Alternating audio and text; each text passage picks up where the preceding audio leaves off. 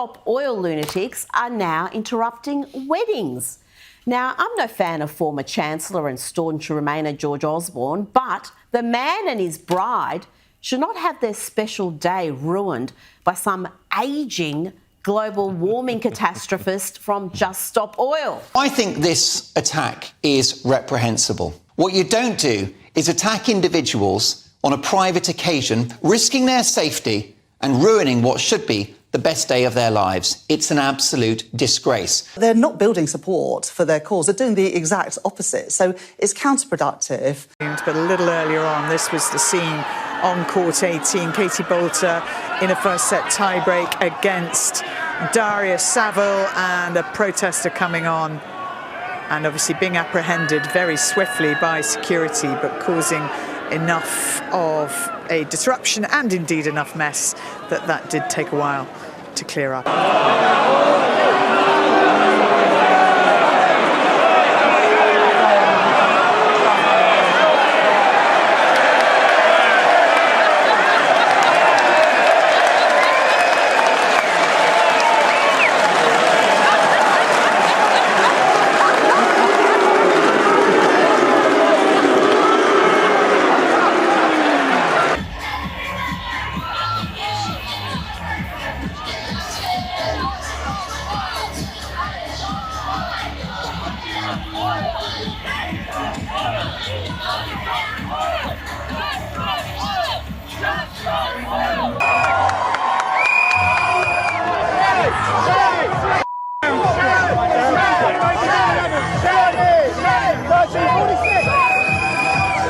Jeff I've just been arrested outside for demanding that there is an end to fossil fuel licensing.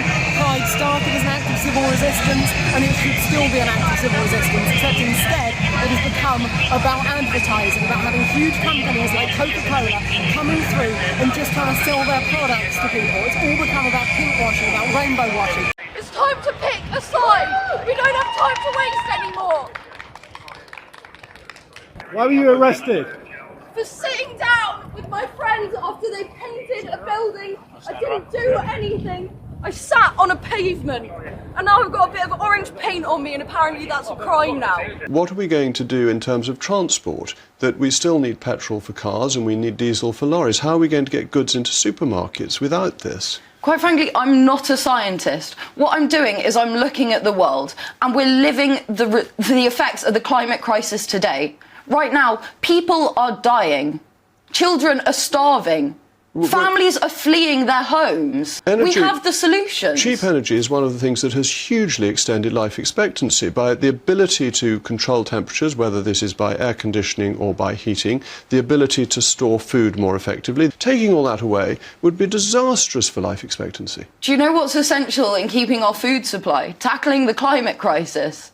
This year we lost a third of our wheat crops, half of our potato crops, and it's only going to get worse. We're heading to a future where people are going to be fighting over the last loaves of bread at Lidl. But the only way we get our wheat crop is by putting the fertilisers on that come from fossil fuels. How are we going to replace that? We cannot feed the world on organic farming, and you must know that. How do you expect to feed the world when our crops are destroyed by droughts, floods, wildfires, storms?